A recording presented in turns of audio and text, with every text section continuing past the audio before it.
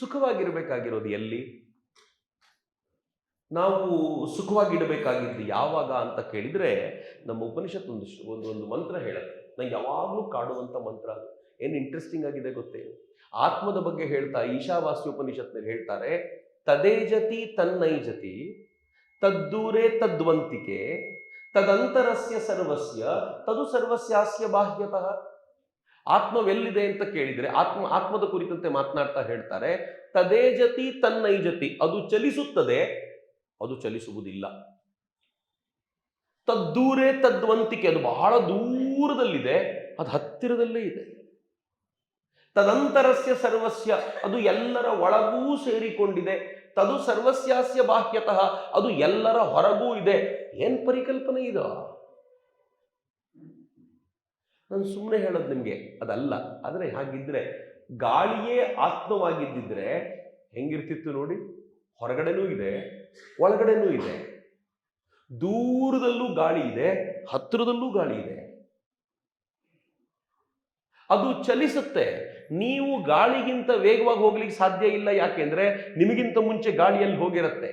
ನಾನು ಇಲ್ಲಿಂದ ಸೂಲಿಬೇಲಿಯ ನಮ್ಮ ಮನೆಗೆ ಗಾಳಿಗಿಂತ ಮುಂಚೆ ಹೋಗ್ತೀನಿ ಅಂತಂದ್ರೆ ಗಾಳಿ ಅಲ್ಲಿರುತ್ತೆ ಆಲ್ರೆಡಿ. ನಾನು ಹೋದ್ಮೇಲೆ ಬರುತ್ತೆ ಅಂತ ಏನಿಲ್ಲ. ಗಾಳಿ ಅನ್ನುವಂಥ ನಮಗೆ ಅನುಭವಕ್ಕೆ ಬರುವಂಥ ವಸ್ತುವೇ ಹಿಂಗಿರ್ಬಹುದಾದ್ರೆ, ನಮ್ಮ ಅನುಭವಕ್ಕೆ ಸಿಗದೆ ಇರುವಂಥ ಯಾವುದರ ಕಾರಣಕ್ಕೆ ನಾವು ಬದುಕಿದ್ದೀವೋ ಆ ಆತ್ಮದ ಕಥೆ ಏನಿರ್ಬೋದು? ಸ್ವಾಮಿ ವಿವೇಕಾನಂದರು ಹೇಳ್ತಾರೆ, ಏನು ಅದ್ಭುತವಾಗಿದೆ. ಒಮ್ಮೆ ಈ ತತ್ವವನ್ನು ಅರ್ಥ ಮಾಡಿಕೊಂಡ್ರೆ ನಮ್ಮ ಜನ ಭಯವನ್ನ ಕಳ್ಕೊಳ್ತಾರೆ. ಸ್ವಾಮೀಜಿ ಹೇಳ್ತಾರೆ, ಉಪನಿಷತ್ ಅಷ್ಟನ್ನೂ ಹಿಂಡಿದ್ರೆ ಏನ್ ಬರುತ್ತೆ ಉಪನಿಷತ್ತಿನಿಂದ ಅಂತ ಕೇಳಿದ್ರೆ, ಅಭೀಹಿ ಅಭೀಹಿ ಎನ್ನುವಂತ ಮಂತ್ರ ಬಿಟ್ರೆ ಇನ್ನೇನೂ ಬರೋದಿಲ್ಲ. ಹೆದರಬೇಡ ಹೆದರಬೇಡ ಅನ್ನೋದು ಬಿಟ್ರೆ ಏನೂ ಬರೋದಿಲ್ಲ. ಹೆದರಬೇಡ ಯಾಕೆ? ನನಗೆ ನಿಮ್ಗೆ ದಿನ ಬೆಳಗಾದ್ರೆ ಹೆದರಿಕೆ ಯಾಕೆ ಅಂದ್ರೆ ಆತ್ಮ ಪ್ರಜ್ಞೆಯಲ್ಲಿಲ್ಲ, ದೇಹ ಪ್ರಜ್ಞೆಯಲ್ಲಿದ್ದೀವಿ. ದಿನ ಬೆಳಗಾದ್ರೆ ಡೌಟ್ ನಮ್ಗೆ, ನಾಳೆ ಹೇಳ್ತೀವೋ ಇಲ್ವೋ ಅಂತ. ದಿನ ಬೆಳಗಾದ್ರೆ ಥಂಡಿ ಸಿಕ್ಕಾಪಟ್ಟೆ ಇದೆ, ನಾಳೆ ಏನಾಗತ್ತಪ್ಪ ನನ್ನ ಕತೆ ಅಂತ. ದಿನ ಬೆಳಗಾದ್ರೆ ಕೆಮ್ಮು ಬಂದ್ರೆ ಇನ್ನೂ ಕಡಿಮೆ ಆಗ್ಲಿಲ್ವಲ್ಲಪ್ಪ ಅಂತ ಟೆನ್ಷನ್ನು. ದಿನ ಬೆಳಗಾದ್ರೆ ಒಂದು ಟೆನ್ಷನ್ ಒಂದಿಗೆ ಬದುಕಿದ್ದೀವಿ. ಯಾಕೆಂದ್ರೆ ದೇಹದೊಂದಿಗೆ ಅಂಟಿಕೊಂಡಿದ್ದೀವಿ. ಸ್ವಾಮೀಜಿ ಹೇಳಿದರು, ಆತ್ಮವತ್ ಸರ್ವಭೂತಾನಿ, ಎಲ್ಲವೂ ಆತ್ಮಸ್ವರೂಪಿಯಾಗಿ ಕಾಣುವಂತ ಈ ಪರಿಕಲ್ಪನೆ ಯಾವತ್ತು ಸಿಗತ್ತಲ್ಲ ಆವತ್ತು ಭಯರಹಿತರಾಗ್ಬಿಡ್ತಾರೆ ಈ ದೇಶದ ಜನ ಅಂತ. ಅಂಥ ಜನಾಂಗದ ಸೃಷ್ಟಿಯಾಗಬೇಕಲ್ಲ, ಇನ್ನಾದರೂ ಮಾಡಬೇಕ್ರಿ ನಾವು.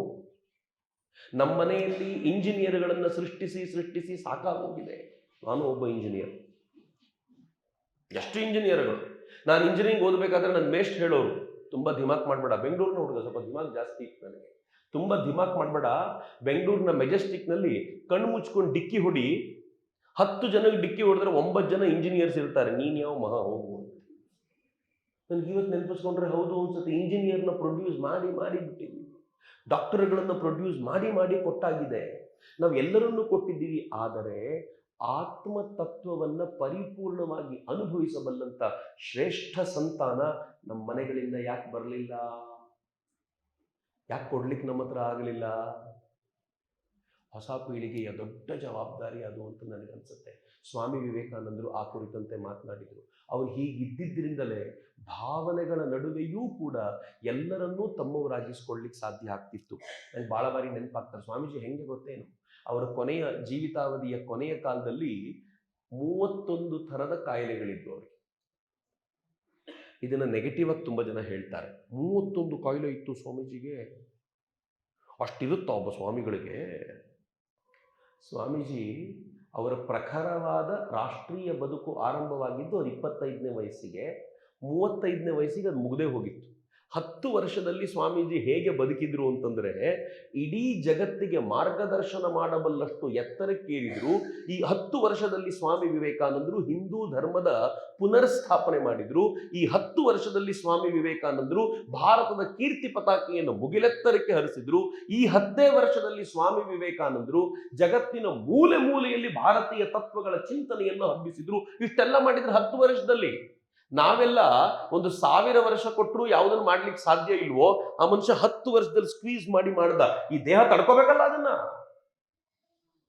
ಅವರಿಗೆ ಶುಗರ್ ಪ್ರಾಬ್ಲಮ್ ಇತ್ತು, ಅವರಿಗೆ ಬ್ಲಡ್ ಪ್ರೆಷರ್ ಪ್ರಾಬ್ಲಮ್ ಇತ್ತು, ಅವರಿಗೆ ಕೈ ಮುಟ್ಟಿದ್ರೆ ನೋಯ್ತಿತ್ತು ಎಟ್ ದ ಏಜ್ ಆಫ್ 38, 39. ಅವರಿಗೆ ಕಣ್ಣು ಯಾವಾಗಲೂ ಕೆಂಪಾಗಿರ್ತಿತ್ತು, ಅವರಿಗೆ ಉಸಿರಾಟದ ಸಮಸ್ಯೆ ಇತ್ತು, ಎಷ್ಟು ಅಂತ. ಆದರೆ ಇಷ್ಟೆಲ್ಲದರ ನಡುವೆಯೂ ಕೂಡ ಅವರ ಹಗಲು ರಾತ್ರಿ ಹೃದಯದಲ್ಲಿ ನನ್ನ ದೇಶ ಜನರನ್ನ ಮೇಲೆತ್ತೋದು ಹೇಗೆ ಅಂತ ಹಗಲು ರಾತ್ರಿ ಯೋಚನೆ ಮಾಡ್ತಿದ್ರಲ್ಲ, ಆ ಹೃದಯ ವಿಶೇಷವಾಗಿತ್ತು ಅಂತ ನಾವು ಗಮನಿಸಬೇಕಾಗಿರುವಂಥ ಅತ್ಯಂತ ಮಹತ್ವವಾದ ಸಂಗತಿ ಅದು.